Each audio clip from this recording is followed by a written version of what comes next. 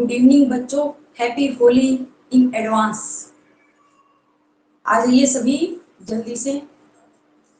तो एक आप रेस के घोड़े को देखिए कि घोड़ा दौड़ रहा है, रेस लगा रहा है बाकी घोड़ों के साथ। उस पे एक घुड़सवार बैठा हुआ है। वो घुड़सवार उस घोड़े को पीटे जा रहा है, उसको तकलीफ दे रहा है। तो घोड़ा सोचता है कि साला मुझको क्यों पीट रहा है, मैंने ऐसा क्या कर दिया। तो रियलिटी में यदि देखें तो वो उस घोड़े का मालिक उसको जिताना चाहता है। इसीलिए हमारा जो मालिक कौन, ऊपर वाला। ऊपर वाला आप सोचोगे ऊपर वाले भी दो प्रकार के, एक जो आपके छत के ऊपर है और एक जो सबके ऊपर है, पूरी दुनिया के ऊपर है। सबका मालिक एक। जो आपका ऊपर वाला, आपका मालिक आपको यदि तकलीफ दे रहा है, गरीबी दे रहा है, आपको मुश्किलें दे रहा है, तो आप उससे घबराइएगा मत। वो आपको जिताना चाहता है। यदि आप उस रेस को ही छोड़ के भाग जाओगे तो फिर तो वो क्या करेगा। इसलिए आपको उस रेस में घोड़े की तरह पीटते हुए आगे बढ़ना है। आगे बढ़ना है आप लोगों को।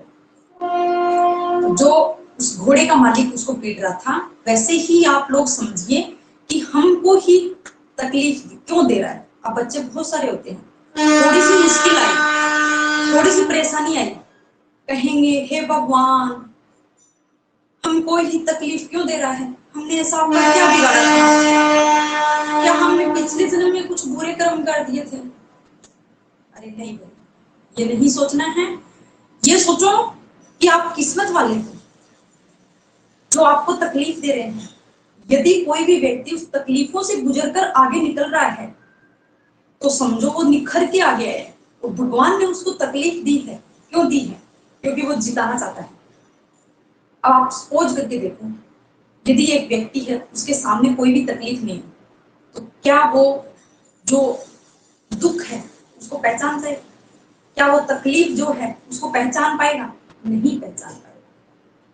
लेकिन एक व्यक्ति जब गरीबी तथा अन्य कई सारी तकलीफों से गुजरकर आगे निकल रहा है तो वो तो सब कुछ, दुख सुख सब कुछ जानता है। उसमें कितनी ही बड़ी तकलीफ क्यों ना जाए वो नहीं घबराएगा। इसीलिए यही समझो कि हमारे मालिक ने हमको तकलीफ दी है तो क्यों दी है, क्योंकि हमें जीतने के लिए। वो हमें जिताना चाहता है, आगे बढ़ाना चाहता है। इसलिए आप उस मालिक को याद कीजिए और आपके मम्मी पापा, अपने माँ बाप को याद कीजिए जिसने आप लोगों को इस पृथ्वी पे जन्म दिया, और उसका गुणगान कीजिए और आगे बढ़िए तथा अपनी पढ़ाई लगातार करते रहिए। तो देखो कल वाले लेक्चर में हमने क्या देखा था, जो हमारी एक्सक्रीटरी सिस्टम, उत्सर्जन तंत्र है, उसके अंदर हमने क्या देखा था, पूरे हमने नेफ्रॉन्स की जानकारी ले ली थी और उसमें कितने पार्ट होते हैं तथा कौन सा जो पार्ट है वो किसके लिए पारगम्य होता है तथा किसके लिए अपारगम्य होता है। ये बात हम लोगों ने देख ली थी। तो इसके आगे हम आज देखेंगे कि जो हमारा नेफ्रॉन्स है, जो हमारा अवरेकक है, वो क्या काम करता है, इसके बारे में हम पढ़ेंगे। यानी कि हम क्या पढ़ेंगे, एक्सक्रीटरी सिस्टम की कार्य की, उत्सर्जन तंत्र की कार्य की, उत्सर्जन तंत्र की कार्य की हेडिंग डाल लीजिए अपने आगे के, उत्सर्जन तंत्र की कार्य की। अब देखो कार्य की क्या अर्थ है, कार्य की यानी कि क्या कार्य करता है, क्या वर्क करता है। यदि हमारे शरीर में वृक्क यानी किडनी है तो उसका काम क्या है, मुख्य काम यदि देखें तो ये क्या करता है, ये सांद्रता का नियमन करता है। जो हमारे शरीर में परिवहन हो रहा है, परिसंचरित द्रव, हम लोगों ने क्या देखा था, हम लोगों ने देखा था परिसंचरित द्रव, हमने क्या देखा था, रक्त, जो क्या पूरे शरीर के अंदर परिवहन हो रहा था उसका नियमन करता है, उसकी पीएच का नियमन करता है। इसका पीएच का नियमन। अब पीएच कही तो मैडम ये आपने कौन सा आफत खड़ी कर दी, बेटा इतना तो आप 11वीं क्लास में हो तो इतना तो आपको पता ही होनी चाहिए कि पीएच एक स्केल होता है जिसके द्वारा हम क्या है कि अम्लीय है या क्षारीय है, यानी ये जो पदार्थ जो है वो अम्लीय है, अम्ल है या क्षार है, उसकी हम पहचान किसके द्वारा करते हैं, पीएच स्केल के द्वारा करते हैं। तो इसका नियमन करना, ठीक है, ये 7 पे क्या होती है, उदासीन होता है, 7 पीएच पे हम बोलते हैं कि ये जो कंटेंट है ये ना ही तो अम्ल है ना ही ये आपका क्या है, क्षार है। ये बात हम 7 पीएच पे बोलते हैं। तो ये क्या करेगा कि जहां 7 से कम हो जाएगा और जहां 7 से अधिक हो जाएगा तो उसका नियमन करेगा, यानी कि जहां सांद्रता बढ़ गई तो वहां तो जल मिला के क्या कर देगा, कम कर देगा, और जहां इसकी सांद्रता कम हो गई तो उसके अंदर फिर अन्य आयंस मिला के क्या है, उसकी सांद्रता को बढ़ा देगा। यानी ये मुख्य तौर पे यदि देखें तो ये पीएच नियमन करके और फिर क्या बनाता है, एक्स्ट्रा पदार्थ जो शरीर से निकालने के लिए जो उत्सर्जित पदार्थ होते हैं, यानी कौन सा, मूत्र, यूरिन, यूरिन का निर्माण करता है। यूरिन का निर्माण किस तरह से होते हैं, उस यूरिन के निर्माण से पहले हम एक स्टेप और देखेंगे कि ये जो यूरिन है ये कहां से आया। ये जो हमारे नेफ्रॉन्स यानी वृक्क के अंदर जो पदार्थ आ रहा है वो आया कहां से, उसके बारे में पढ़ेंगे। चलो हम आगे देखते हैं कि उत्सर्जन तंत्र की आरेखी के अंदर क्या है।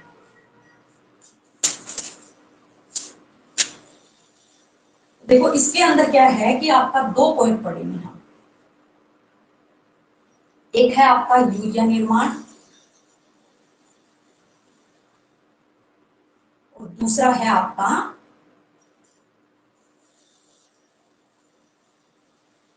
यूरिन निर्माण। देखो हमने पहले के लेक्चर में क्या देखा था कि हमारे शरीर के अंदर क्या है, हम जो भोजन के द्वारा कार्बोहाइड्रेट तथा प्रोटीन को लिया था तथा वसा को लिया था, उसमें से 2 ऐसे पदार्थ थे जो आपके कार्बोहाइड्रेट तथा वसा ऐसे पदार्थ थे जो आवश्यकता से अधिक होने पर हमारे क्या शरीर के अंदर स्टोर कर लिए जाते हैं। लेकिन प्रोटीन जो ऐसा पदार्थ था जो क्या है, आवश्यकता से अधिक हमारे शरीर के अंदर होने के बाद इसको हम अपने शरीर के अंदर स्टोर नहीं कर सकते। यदि स्टोर कर लेंगे तो क्या है, ये बहुत ही जहरीला होता है, हानिकारक होता है, जिसकी वजह से हमारे शरीर को नुकसान होगा और ये नुकसान को रोकने के लिए क्या है, इसको फिर शरीर से बाहर निकालना आवश्यक होता है। तो ये चीज हमने देखी थी। तो जो प्रोटीन जो है आवश्यकता से अधिक हुआ, उसके बेस पे हमने क्या देखा था कि जो प्राणियों के प्रकार थे अलग अलग, कौन कौन से, जैसे मोनोटेलिक, यूरियोटेलिक, यूरिकोटेलिक। तो मनुष्य जो हम क्या पढ़ रहे हैं, मनुष्य का पढ़ रहे हो, मनुष्य जो था वो आपका क्या था, यूरियोटेलिक, यानी कि यह जो प्राणी, यानी हम किसके अंदर आते हैं, स्तनधारी के अंदर आते हैं। स्तनधारी जो प्राणी हैं, हम स्तनधारी के अंदर आते हैं, हम किसका पढ़ रहे हैं, मनुष्य का एक्सक्रीटरी सिस्टम, उत्सर्जन तंत्र पढ़ रहे हैं।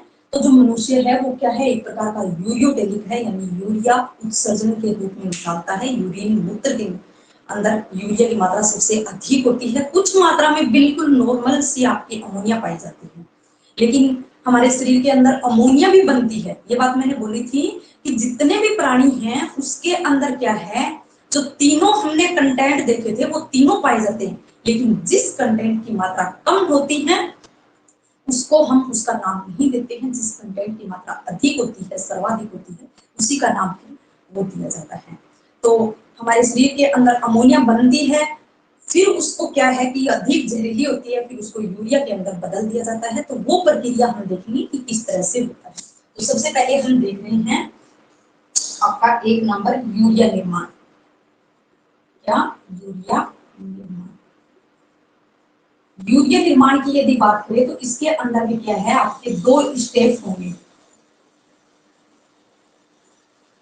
इसके अंदर भी क्या है, आपके 2 स्टेप होंगे कि सबसे पहले हमको किसको तोड़ना है, प्रोटीन को तोड़ना है। प्रोटीन से तोड़कर हम क्या करेंगे, अमोनिया बनाएंगे। उस प्रोटीन से अमोनिया को तोड़ना क्या कहलाता है, डीएमिनेशन।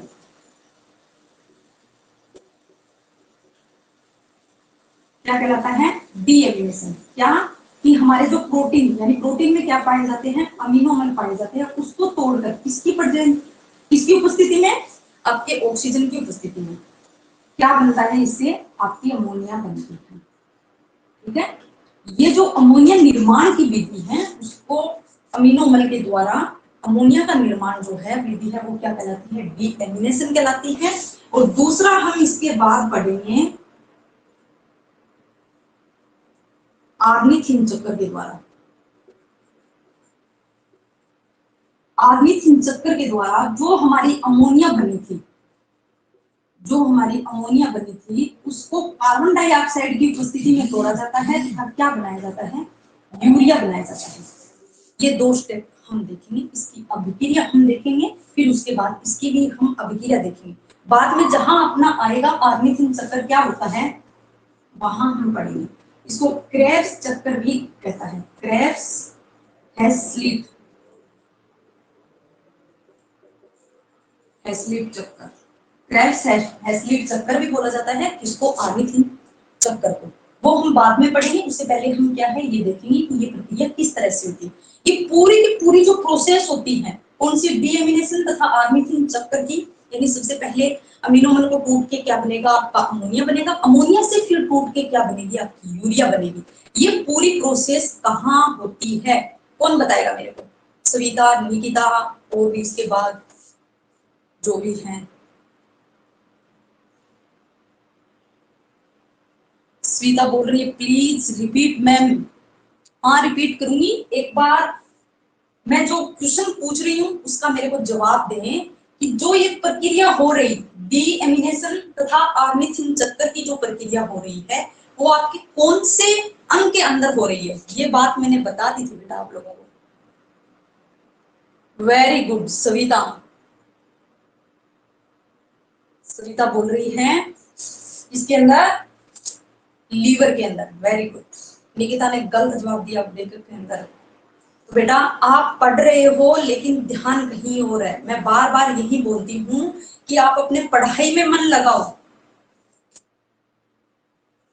और एक बात मैंने बोली थी कि आप ऐसे मत पढ़ो, आप ऐसे पढ़ो कि जैसे एक बार ये मेरा वीडियो देख लिया, उसके बाद रफली आपने नोट्स बना लिया साथ साथ में, ठीक है। फिर उसके बाद दोबारा से आप क्या करो, दोबारा से आप उसको अच्छे से बनाओ, नोट्स भी बनाओ साथ में, और साथ में उस वीडियो को दोबारा भी देखो।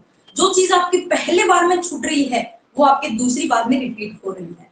और फिर आप क्या करोगे, ये तो दोहरान हो गया आपका 24 घंटे के अंतराल में, फिर आप क्या है 7 दिन के बाद दोहराओ और फिर 15 दिन के बाद। यदि आपने ऐसा किया तो जिंदगी भर नहीं भूलोगे। इसलिए मैं बोलती हूँ कि आप मेरे वीडियो को बार बार रिपीट कीजिए, बार बार पढ़िए, जिससे आपको क्या है याद हो जाएगा। और यही टाइम है पढ़ने का, यही मौका है कि आप कल पे मत छोड़िए।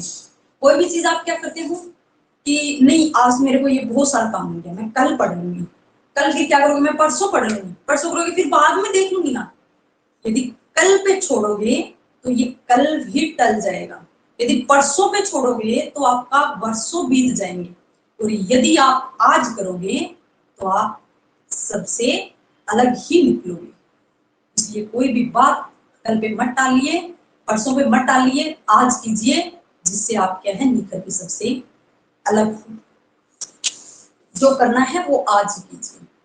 तो देखो ये जो पूरी प्रक्रिया है वो कहाँ हो रही है, आपके लीवर में। कहाँ हो रही है, लीवर में। अब किसी को लीवर समझ में नहीं आएगा क्योंकि उन्होंने उर्दू सीखी है कि तू मेरा जिगर का टुकड़ा है, इसीलिए इसको जिगर भी बोला जाता है। तो ये उर्दू भाषा है जी, हमारे साइंस में इसको बोला जाता है लीवर, यकृत। आप ये कह के जरूर देखिएगा ये तो मेरा यकृत का टुकड़ा है।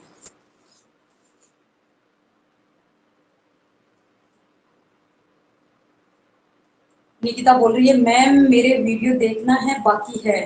हाँ तो निकिता मैं यही बोल रही हूँ कि तुम मेरे पहले वीडियो को क्या है ध्यान से पीछे जाकर पढ़ेगी तभी ये चीज समझ में आएगी। यदि वो वीडियो आपने क्या है पीछे छोड़ रखा है कि मैं कल पढ़ लूंगी, परसों पढ़ लूंगी, या उससे अगले दिन देख लूंगी, तभी तभी तो ये समझ में नहीं आ रहा है। पहले के वीडियो पे जा, पहले के वीडियो देख, फिर उसके बाद ये अच्छे से समझ में आएगा। तो अब सविता बोल रही कि मैम इसको रिवाइज कीजिए। तो बेटा हम क्या पढ़ रहे हैं, उत्सर्जन की कार्य की पढ़ रहे हैं, यानी जो हमारा उत्सर्जन तंत्र है जिसकी हमने संरचना देखी वृक्क था, वृक्क के अंदर क्या था, हमारे नेफ्रॉन्स, नेफ्रॉन्स के प्रकार थे। वो सब चीज क्या काम कर रही है, क्या मतलब है उसका, हम क्यों पढ़ रहे हैं? तो उसका मतलब है यूरिन निर्माण करना, यानी कि जो हमारे शरीर के अंदर जो पीएच है, पीएच लेवल है, उसका नियमन करना, यानी कि हमारा रक्त जो परिवहन कर रहा है हमारे शरीर के अंदर, उसके लेवल, उसकी सांद्रता को बनाए रखना। उसकी सांद्रता के बारे में भी हम अभी पढ़ेंगे आगे। उससे पहले आप देखिए कि किस तरह से जो हमारी यूरिया है वो उसका निर्माण होता है। तो क्या है हमारे उत्सर्जन की कार्यविधि की अंदर यदि देखें कि दो उसके काम है। मेन मुख्य काम तो है यूरिन का निर्माण करना, और दूसरा यदि कहें तो पीएच का निर्माण, पीएच नियमन, पीएच का नियमन करना। ऐसे क्वेश्चन पूछे जाते हैं कि उत्सर्जन तंत्र का क्या कार्य है, यानी किडनी है उस वो क्या काम करती है। तो उस जैसे नीट के हिसाब से उसके ऑप्शन दे दिए जाते हैं, पीएच का नियमन करना। फिर आप बोलोगे मैडम आपने तो हमको पढ़ाया ही नहीं, पीएच नियमन तो है ही नहीं। तो रे बेटा, जहां हम सांद्रता का नियमन पढ़ रहे हैं कि जो सांद्रता का नियमन करता है, यानी हमने क्या देखा था, जो हेनले लूप की भुजा थी, एक भुजा आपकी क्या जल के लिए पारगम्य थी, तो दूसरी वही आपके आयंस के लिए पारगम्य थी। वो बात हम अभी आगे पढ़ेंगे, लेकिन आप यहाँ इतना याद रखो कि इसका कार्य है तो एक पीएच का नियमन, या इसको और थोड़ा उलझा के दे देता है। अब वो लोग क्या करते हैं, वो लोग ये करते हैं कि बच्चा कहाँ उलझे, बच्चा कहाँ उलझे, तो उसके लिए क्या है, इसको थोड़ा सा अलग करके दे देगा। जैसे पीएच नियमन नहीं देके क्या दे देगा कि सांद्रता का निर्धारण करना या सांद्रता का नियमन करना। सांद्रता, अब सांद्रता और पीएच में क्या अंतर है, इसमें कोई अंतर नहीं है। तो सांद्रता का नियमन करना या पीएच का नियमन करना, वही आपका क्या है, उत्सर्जन का मुख्य कार्य कह दो, और या फिर वो ये हमारा जो उत्सर्जन तंत्र है वो किस काम आता है। तो दूसरा, इसके अंदर हम दो प्रक्रिया पढ़ेंगे, ये इसके कार्य नहीं समझ के आप समझो कि इसके अंदर हम लोगों को दो कार्य पढ़ना है। जैसे हम हमारा इस उत्सर्जन तंत्र का काम क्या है, मूत्र का निर्माण करना। अब हमारा दिमाग चलता है कि साला ये मूत्र आया कहाँ, ये यूरिन आया कहाँ से, तो इसके लिए हमको पीछे जाना पड़ेगा। जैसे नहीं होता का, जैसे किसी बच्चे की हिस्ट्री देखना होता है, सॉरी किसी बच्चे का जैसे अध्ययन किया जाता है कि ये बच्चा पढ़ाई में कमजोर क्यों है। कोई भी बच्चा पढ़ाई में कमजोर होता है तो वो टीचर्स जो है वो क्या करते हैं ना, उसके पीछे बैकग्राउंड में जाके देखता है इस बच्चे को तकलीफ कहाँ आ रही है, उसे बहुत सारे ऐसे लिखवाता है, ट्यूशन करता है। तो इसीलिए हम लोगों को ये इसके कार्य, यानी कि ये जो मूत्र का निर्माण हो रहा है ये कहाँ से आ रहा है, तो हम देखेंगे कि उससे पहले कहाँ से बना। तो हमने क्या देखा था कि जो कार्बोहाइड्रेट तथा वसा जो थी आपकी, वो क्या थी, वो दोनों तो यदि आवश्यकता से अधिक हो गए थे तो हमारे शरीर के अंदर संग्रहित कर लिया जाता है, यानी कि ये हमारे जिगर के पास पावर है। अब कैसा लग रहा है, मैं आप लोगों को जिगर नाम बोलती हूँ, तो जिगर के पास क्या पावर है, हमारे लीवर के अंदर क्या पावर है कि वो हमारे एक्स्ट्रा ग्लूकोज तथा वसा को किस रूप में संग्रहित कर लेता है, किस रूप में बदल देता है, तो आपके ग्लाइकोजन के रूप में बदल देता है। इसलिए वो आवश्यकता से अधिक होती है तो उसको बेकार नहीं रहने देता है। जो हमारी प्रोटीन है, प्रोटीन जो है वो आवश्यकता से अधिक हो जाएगी तो वो हमारे शरीर को स्टोर नहीं करता, प्रोटीन को रखने की पावर हमारे यकृत के पास नहीं है। जैसे कई कई बदमाश लोग होते हैं, उससे तो पड़ोस भी डरता है। वही बात है, प्रोटीन बहुत बदमाश है, इसको ये हमारा शरीर नहीं रखता है, क्योंकि ये रखेंगे तो कुछ उदंगड़ मचा देंगे। बुरे लोग उदंगड़ मचाते हैं, उससे बोलते हैं पीछे ही छुटाओ इससे। वही बात है कि जो प्रोटीन है, प्रोटीन यदि आवश्यकता से अधिक हो गई और बची तो हमारे शरीर के अंदर उदंगड़ मचा देंगे, मतलब कि ये हमारे शरीर को हानि पहुंचाएंगे। इसलिए इस बची हुई प्रोटीन को क्या किया जाता है, तोड़ा जाता है, टुकड़ों में तोड़ा जाता है। और प्रोटीन किससे मिलकर बनी है, आपके अमीनो अम्लों से मिलकर क्या बनता है, प्रोटीन बना है। ये बात आप लोगों ने 10th में पढ़ ली होगी, नहीं पढ़ी तो अभी पढ़ लीजिएगा कि जो हमारा प्रोटीन है बहुत सारे अमीनो अम्ल मिलकर क्या बनाते हैं, एक प्रोटीन बनाते हैं। और ये प्रोटीन फिर क्या है, इसको तोड़ा जाता है इसके अंदर, अमीनो अम्ल के अंदर, और फिर इस अमीनो अम्ल पे हमारे अंदर रक्त के अंदर क्या पाई जा रही है? ऑक्सीजन। जो रक्त है वो फेफड़ों की कुपिकाओं के स्तर पर होकर गुजरता है, तो वहां से क्या ले लेता है? ऑक्सीजन ले लेता है। उस ऑक्सीजन की क्रिया कहाँ होगी? अमीनो अम्ल पे होगी। फिर उससे क्या बनेगा? अमोनिया बनेगा। ये प्रक्रिया हम पढ़ेंगे, उससे पहले आप थोड़ा और ध्यान दे लीजिए। ये जो अमोनिया बनी, ये अमोनिया फिर आर्निथिन चक्कर या क्रेब्स हैस-स्लिप चक्कर के द्वारा क्या है, आपकी यूरिया के अंदर परिवर्तित कर दी जाती है। किसकी प्रेजेंसी में? कार्बन डाइऑक्साइड की प्रेजेंसी में। ठीक है, तो इसी तरह से जो डीएमिनेशन की प्रक्रिया है वो तो क्या है? ऑक्सीजन करती है, और जो आपके आर्निथिन चक्कर है वहां कार्बन डाइऑक्साइड उपयोग में ली जाती है। पूछा जाता है, बार बार पूछा भी गया है नीट तथा कॉम्पिटिटिव एग्जाम के अंदर कि आर्निथिन चक्कर के अंदर क्या उपयोग में आती है, तो बच्चे वही गलती कर देते हैं। क्या कर देते हैं? ऑक्सीजन। लेकिन क्या उपयोग में ली जाती हैं? Carbon dioxide. हालांकि ये नुकसानदायक है, लेकिन होता है ना, कई कई उदंगड़ बच्चे भी काम आ जाते हैं। वही है कि जो ये उदंगड़ है वो हमारे यहाँ काम आ रही है। तो आपकी क्या है, अब इस प्रक्रिया को हम देखेंगे ये किस तरह से। एक बात मैं आप लोगों को बता देती हूँ कि जो अमीनो अम्ल है उसकी संरचना किस तरह से होती है, फिर ही हम अमोनिया का निर्माण कर पाएंगे। तो उससे पहले मैं बता देती हूँ अमीनो अम्ल की संरचना कैसी होती है। तो याद रखना, एक होता है मध्य में कार्बन, इसके एक सिरे पे बना होता है, क्या जुड़ा होता है? कार्बोक्सिलिक अम्ल, जो क्या रखता है, कौन सा चार्ज रखता है? आपका नेगेटिव चार्ज रखता है। एक सिरे पे होता है आपका अमीनो समूह जो पॉजिटिव चार्ज रखता है, इसलिए ये हो गया उदासीन। ठीक है, फिर उसके बाद देखो यहाँ होगा हाइड्रोजन समूह। अब दिमाग में आता होगा कि जो अमीनो अम्ल है वो अम्लीय भी होते हैं और क्षारीय भी होते हैं। किस कारण? तो यहाँ आपका एक जुड़ा होता है एल्किल समूह है जो परिवर्तनशील होता है। मतलब परिवर्तनशील यानी कि अलग अलग अमीनो अम्ल के अंदर यहाँ ये जो समूह है वो अलग अलग होगा, जिसके कारण हम उसको अलग अलग नाम देते हैं। ठीक है, और जो इसके चार्ज होगा वो ही क्या है, उस अमीनो अम्ल का चार्ज कहलाएगा। ये किस प्रकार का है? यदि नेगेटिव चार्ज है तो वो क्या कहलाएगा? अम्लीय, और यदि पॉजिटिव चार्ज है तो वो आपका अमीनो अम्ल क्या कहलाएगा? क्षारीय अमीनो अम्ल कहलाएगा। ठीक है, तो ये है आपके अमीनो अम्ल की संरचना। इतना फटाक से नोट कर लीजिए, फिर हम चलते हैं आगे। फटाक से नोट करिए।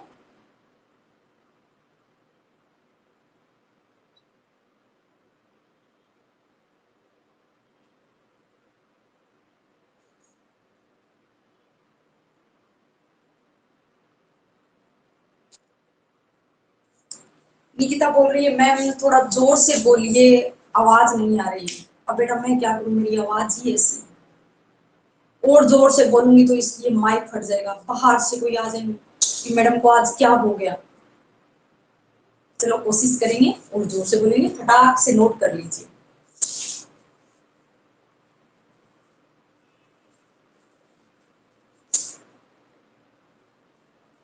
अब पता नहीं आप लोग क्या करोगे, कभी तो बोलते हो मैडम आप बदल गए हो, और कभी बोल देते हो मैडम आपकी आवाज नहीं आ रही, आपकी आवाज थोड़ी और तेज कीजिए।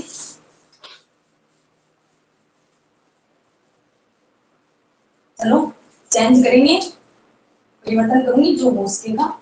लेकिन क्या है, हमारे पास आवश्यकता के साधन नहीं है, कम है, इसीलिए आवाज थोड़ी कम आ रही है।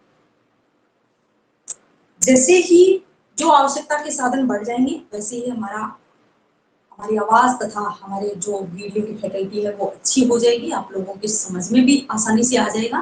तो इसी के लिए थोड़ा टाइम लगेगा।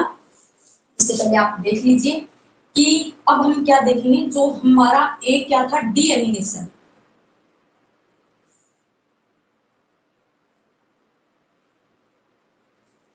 डीएमिनेशन डीएमिनेशन इसके अंदर क्या होता है, कि मैंने क्या बताया, अमीनोमर।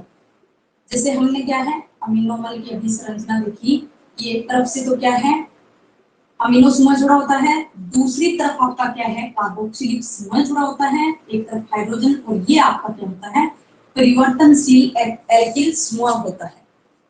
ये क्रिया किसके साथ करेगा, ये जो आपका अमीनोमर है यहाँ किसके साथ कार्य करेगा, अभी मैंने बताया, फटाक से मेरे को कमेंट बॉक्स के अंदर मैसेज डालिए।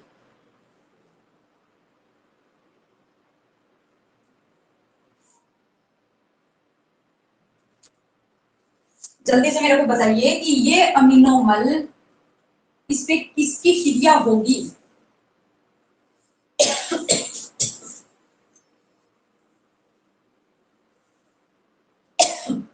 अरे भाई, इसकी होगी, ऑक्सीजन की होगी।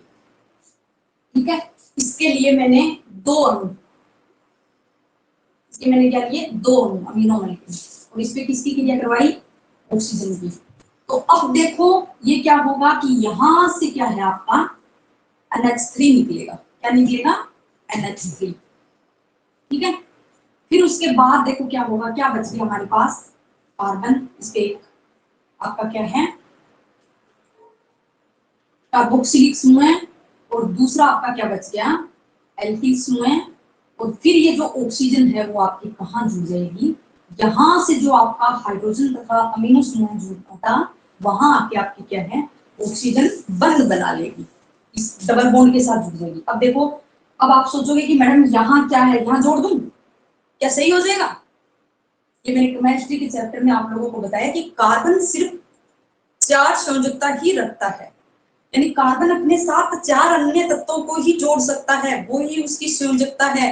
हम बोलते हैं कार्बन चतुस्संयोजी है, पर आप लोगों को तो क्या पता, आपने तो पता है कार्बन चतुस्संयोजी होता है, कार्बन चतुस्संयोजी होता है, बच्चे को पता ही नहीं कार्बन चतुस्संयोजी का अर्थ क्या है। चतुस्संयोजी का अर्थ है कि कार्बन अपने साथ 4 संयोजकताएं रखता है, 4 अन्य तत्वों को जोड़ सकता है। जैसे मैं एक कार्बन हूँ, ये मेरे 2 हाथ है, और यदि मेरे ऊपर 2 हाथ और हो तो मैं मतलब दूसरे जो मैन है या उसको कैसे, किस तरह से जुड़ूं, मेरे 4 हाथ है, मैं 4 हाथों से ही पकड़ूंगी, इसीलिए मेरे 4 हाथ, 2 ऊपर 2 ऐसे बरोबर। ठीक है, तो 4 दूसरे व्यक्तियों को मैं जोड़ सकती हूँ, मैं पकड़ सकती हूँ उनको, मेरे हाथों से, चारों हाथों से मैं पकड़ सकती हूँ, और मेरे पास कुछ नहीं है जिससे मैं दूसरे व्यक्ति को पकड़ सकूं। वही कार्बन के हाथ भी 4 है, उस 4 के द्वारा पकड़ सकता है, चाहे वो एक को पकड़ने के लिए 2 हाथ यूज करे या एक को पकड़ने के लिए वो 3 हाथ यूज करे, लेकिन टोटल मिला के उनके पास 4 ही हाथ होंगे। 4 हाथ मतलब बॉन्ड, यानी इस कार्बन के पास 4 ही बॉन्ड होंगे, चाहे तो वो इस तरह से, जैसे 2 ये किए, 2 मैंने ये कर लिए, ऐसे हो, या फिर 2 मैंने इस तरह से कर लिए, एक ऊपर कर लिया, एक नीचे कर लिया, या फिर मैंने 3 एक दिशा में ही कर लिए हाथ और एक दूसरी दिशा में कर लिया। जैसे मैंने ये एक ऐसे कर लिया, या फिर मैंने ऐसे कर लिया, किसी भी साइड से हाथ निकालो, लेकिन सिर्फ 4 ही हाथ निकले, मतलब 4 ही संयोजकता होगी कार्बन की। तो अब ये देखो, यहाँ ये गलत होगा, यहाँ ये नहीं जोड़ सकते, क्यों, क्योंकि ये 2 हाथ से ऑक्सीजन को पकड़ रखा है, डबल बॉन्ड के द्वारा ऑक्सीजन के साथ कार्बन बंध बना रहा है, यहाँ कार्बन के साथ सिंगल बॉन्ड के साथ, यहाँ एल्किल समूह के साथ सिंगल बॉन्ड के साथ। एल्किल नहीं लिखा मैंने सविता, मैंने लिखा है एल्किल। एल्किल लिखती तो डबल बॉन्ड होता, यहाँ सविता पूछ रही है मैडम यहाँ डबल बॉन्ड होना चाहिए, यहाँ डबल बॉन्ड होगा तो फिर कार्बन की संयोजकता कितनी हो जाएगी, कार्बन की संयोजकता 5 हो जाएगी, तो बेचारे कार्बन के पास 4 ही हाथ है, तो कैसे पकड़ ले 5वें को। इसीलिए एल्किल समूह है, मैंने क्या बोला, एल्किल समूह है। ठीक है, तो अब देखो यहाँ कार्बन के पास 4 हुई कि नहीं, जो ऑक्सीजन है वो डबल बॉन्ड के साथ जुड़ रहा है, तो कार्बन के साथ ऑक्सीजन हमेशा डबल बॉन्ड के साथ ही जुड़ता है, यानी वो एक हाथ से पकड़ में नहीं आएगा, उसके लिए तो मेरे को दोनों हाथ लगाने पड़ेंगे, वैसे ही कार्बन को दोनों हाथ लगाने पड़ेंगे। कई कई बदमाश होते हैं जिसको एक हाथ से नहीं पकड़ सकते, दोनों हाथ से पकड़ना पड़ेगा। ठीक है, तो ये आपका क्या हो गया, ये मेरी क्या निकल गई यहाँ अमोनिया। क्या है, अमोनिया। NH3 किसका सूत्र होता है, अमोनिया का सूत्र होता है। तो यहाँ क्या निकाल दी, ये 2 अणु निकलेंगे। क्यों, क्योंकि हमने क्या है अमीनो अम्ल के भी 2 अणु लिए थे, तो 2 अणु ये निकल गया। फिर उसके बाद देखो ये भी आपका 2 अणु निकल गया। ठीक है, इसको बोलेंगे हम, यहाँ जो ऑक्सीजन आ रहा है इसलिए इसको बोला जाता है कीटो एसिड। क्या बोला जाता है, कीटो एसिड, कीटो अम्ल। ठीक है, फिर ये जो हमारी अमोनिया जो बनी, ये कहाँ जाएगी आपकी अमोनिया, ये जाएगी आर्निथिन चक्र के पास जाएगी। तो नहीं पढ़ ही रही थी, यानी ये कहाँ हो रही है, ये पूरी प्रक्रिया आपकी यकृत की कोशिकाओं में। कहाँ हो रही है, यकृत की कोशिकाओं के अंदर हो रही है। तो अब ये जो देखो, ये आपकी जो अमोनिया है उस पे किसकी क्रिया होगी, कार्बन डाइऑक्साइड की क्रिया होगी। ठीक है, क्यों, हमारे रक्त के अंदर कार्बन डाइऑक्साइड भी पाई जाती है और ऑक्सीजन भी पाई जाती है, लेकिन कार्बन डाइऑक्साइड क्या है, अमीनो अम्ल के साथ डायरेक्ट अभिक्रिया नहीं कर सकती। उसको पहले कौन तोड़ेगा, आपका ऑक्सीजन तोड़ेगा। फिर जो आपकी अमोनिया बनेगी, अमोनिया बनते ही तुरंत आपका कार्बन डाइऑक्साइड क्या है उसके साथ बंधुता बनाकर यूरिया का निर्माण कर देगा। वो कैसे करेगा, देखिए यूरिया का सूत्र होता है आपका NH2CO NH2। क्या होगा, NH2CO NH2। ठीक है, इस तरह से ये होगा आपका, यहाँ 2 अणु नहीं होंगे, एक ही होंगे। अब देखो कि क्या पता ये सूत्र सही है, हम 2 अणु लगाएं या नहीं लगाएं। तो इसके लिए आपको क्या करना है कि जितनी मात्रा, जितना द्रव्यमान यानी अभिक्रिया से पहले है उतना ही अभिक्रिया के बाद होगा। यानी जितने तत्व पहले हैं, जितने उनका द्रव्यमान या जितना इसका जो कंटेंट है वो ही अभिक्रिया के बाद होगा। कैसे, देखो कि यहाँ क्या है NH3, मतलब नाइट्रोजन कितनी है, 2। देखो नाइट्रोजन के अणु कितने हैं, 1 और 2। ठीक है, मतलब ये नाइट्रोजन कंप्लीट हो गई। फिर हाइड्रोजन की कितनी हो गई, 2H3 है। इसको हम कैसे लिखते हैं कि हाइड्रोजन की संख्या यहाँ कितनी है, कितनी है, 3 दूनी 6, यानी 6 हाइड्रोजन है। तो यहाँ 2 और 2 4, मतलब 2 हाइड्रोजन बच गए। कितने बच गए, 2 हाइड्रोजन और बच गए, 4 हुआ, यहाँ हमारा 6 है। अब देखो कार्बन एक कार्बन, फिर उसके बाद देखो ऑक्सीजन एक यहाँ आ गया, और क्या बच गया, एक आपका ऑक्सीजन और बच गया। तो अब इसको लिख दो ऐसे H2O, यानी हाइड्रोजन के कितने, 2 और ऑक्सीजन का 1। क्या ऑक्सीजन का 1 अणु तथा हाइड्रोजन के 2 अणु मिलकर क्या बना रहे हैं, आपका H2O, जल बना रहा है। ठीक है, इस तरह से ये हमारी अभिक्रिया होती है कंप्लीट। इस तरह से आप उसको दोनों को आप देख लिया करो कि इसके अंदर जो तत्वों का जो द्रव्यमान या द्रव्यमान जो है, या आप देख लिया करो कितने जो अणु हैं वो उतने ही अणु उस अभिक्रिया में पाए जा रहे हैं या नहीं पाए जा रहे। फिर उसके बाद जो निकले वो आप प्लस में लिख दीजिए। जैसे ये हो गया आपका प्लस में, यहाँ प्लस में लिख दो। अच्छा, ठीक है, तो इससे इसको कहेंगे हम, क्या कहेंगे, यूरिया। क्या कहेंगे, यूरिया। और इस प्रक्रिया को, ये पूरी प्रक्रिया होगी किस किसके साथ, कौन कौन से एंजाइम इसके अंदर उपयोग में आएंगे वो हम पढ़ेंगे। आर्निथिन चक्कर जब पढ़ेंगे, आगे चैप्टर के अंदर आएगा, तो वहां हम पढ़ेंगे कि अमोनिया कार्बन डाइऑक्साइड के साथ या कार्बन डाइऑक्साइड अमोनिया पे किस तरह से अभिक्रिया करके आगे यूरिया का निर्माण करती है। अभी इसको नोट करिए फटाक से, फिर हम आगे चलेंगे।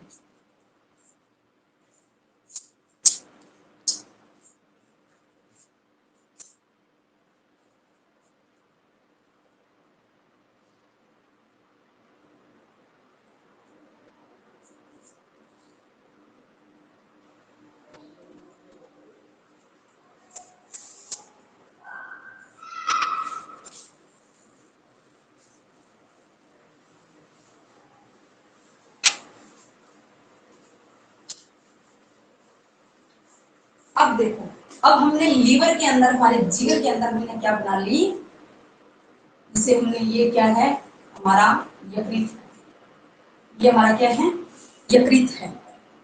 इस यकृत के अंदर क्या है, यकृतीय शिराएं।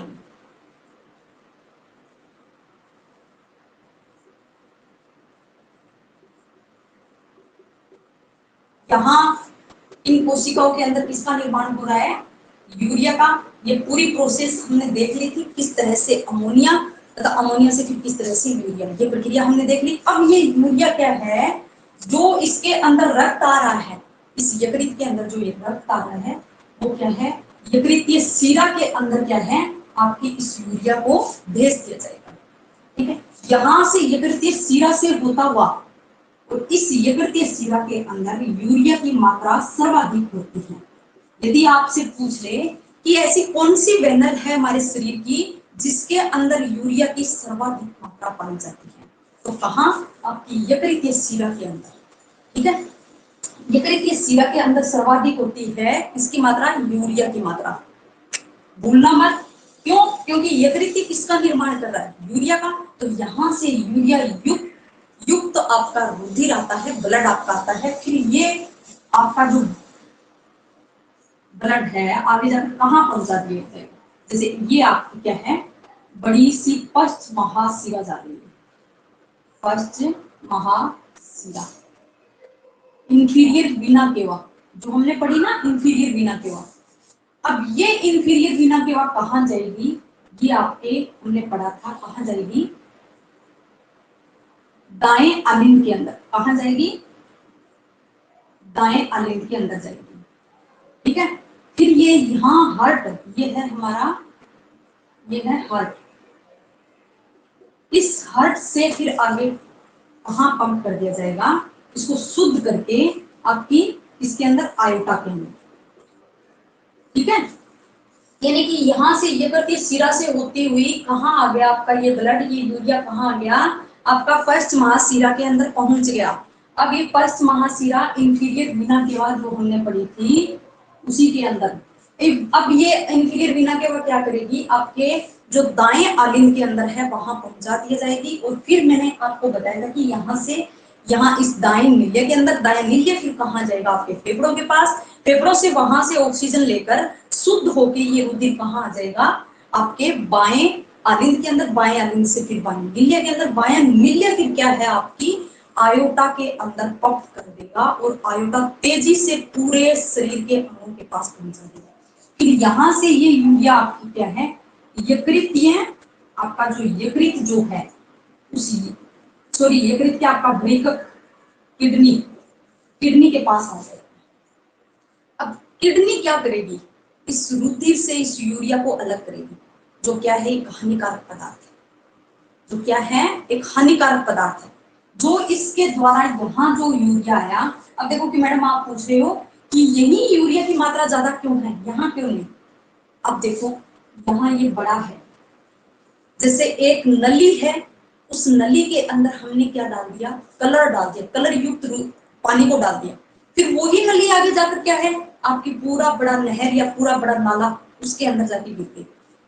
अब उस नाले के अंदर स्वच्छ पानी था, उसके अंदर जाके गिरी, तो क्या मेरे को बताओ, क्या आपकी जो कलर था, कलर युक्त पानी था, क्या वो पतली पाइप के अंदर अधिक कलर होगा या फिर उस नाले के अंदर अधिक होगा, कहाँ होगा, आपने जो पतली पाइप ले रही थी उसके द्वारा आपने जो गुजारा था, जो पानी कलर युक्त, वो आगे जाकर उस पानी के अंदर मिलेगी तो उसके अंदर उस कलर की सांद्रता क्या हो जाएगी, कम हो जाएगी। ये ऐसे छोटे मोटे प्रयोग आप घर पे कर सकते हैं।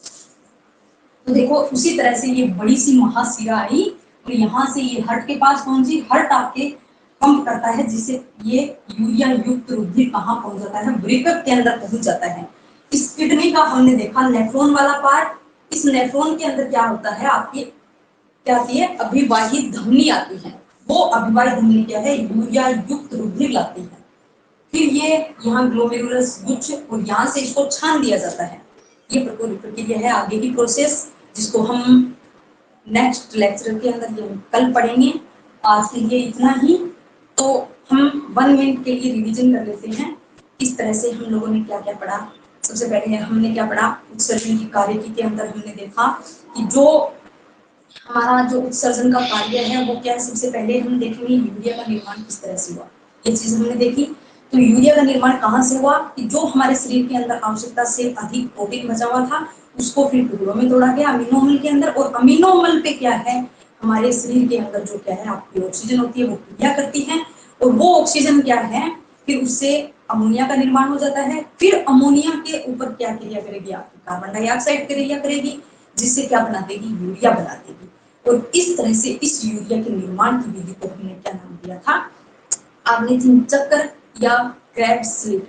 और अमोनिया निर्माण की जो प्रक्रिया थी ऑक्सीजन के द्वारा उसको हमने क्या नाम दिया डीएमिनेशन। इस तरह से हमारा जो यूरिया का निर्माण था वो दो प्रक्रिया में पूर्ण हुआ।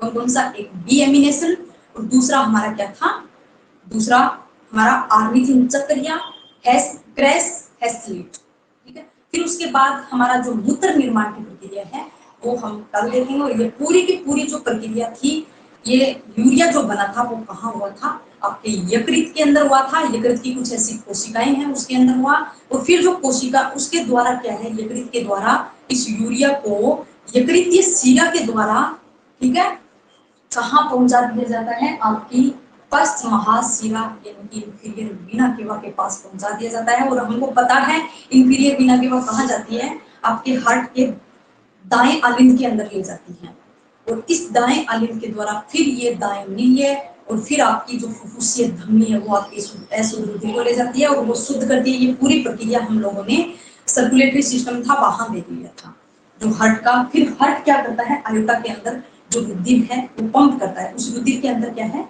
आपकी यूरिया की मात्रा भी होती है। फिर वो क्या है वृक्क के पास जाती है, वो रुधिर उस वृक्क के पास जाता है, तो उस वृक्क के अंदर क्या है जो हमारी अविवाहित धमनी जो लेके आती है वो क्या है उसके वोमन संपुट के अंदर छान दिया जाता है यूरिया को क्या कर दिया जाता है छान दिया जाता है। फिर अपवाही धमनी आपके वोमन संपुट से निकलती है। ये पूरी प्रोसेस हम कल पढ़ेंगे कि किस तरह से सांद्रता जो हेनले का लूप है उसके अंदर क्यों ये वोमन संपुट जो है ना ये जो छानने का कार्य करता है। ये मैंने पहले भी बताया था कि ये जो छलित पदार्थ जो होता है उसके साथ अनावश्यक यानी हानिकारक पदार्थों के साथ साथ ये क्या कर लेता है आवश्यक पदार्थों को भी छान देता है। ये क्या कर देता है आवश्यक पदार्थों को भी छान देता है। इसके लिए हमारे शरीर के अंदर क्या है ये जो अपवाहित धमनी जो थी वो क्या है कई सारी नलिकाओं के अंदर बंट जाती है, जिसको हमने प्री नलिकीय केशिका जाल पढ़ा था। ये जो अपवाहित धमनी थी वो आगे भागों में बढ़ गई, उसको हमने क्या नाम दिया था प्री नलिकीय केशिका जाल। ये जब हमने नेफ्रॉन्स के भाग पढ़े थे वहां हमने देखा था। तो वो क्या करती है इस नलिका हेनले के लूप के सहारे सहारे जाती है, जिससे क्या है या जो समीपस्थ पुंडरीक नलिका या दूरस्थ पुंडरीक नलिका उसके चारों तरफ ये जाल बनाती है। कौन आपकी अपवाहित धमनी, जिससे जो उपयोगी पदार्थ जो रक्त के अंदर आए हैं उसको क्या कर लिया जाएगा रीऑब्जर्वेशन कर लिया जाएगा। ठीक है, तो कल हम पढ़ेंगे क्या है रीऑब्जर्वेशन, क्या है अल्ट्राफिल्ट्रेशन, ये सब चीज क्या है स्त्रवण यानी सीक्रेशन क्या है वो हम यूरिन निर्माण हम कल पढ़ेंगे। आज के लिए इतना ही। ऑल द बेस्ट, पढ़ते रहिए। सभी को आप होली की बहुत बहुत शुभकामनाएं। होली खेलिए और साथ में पढ़ते भी रहिए।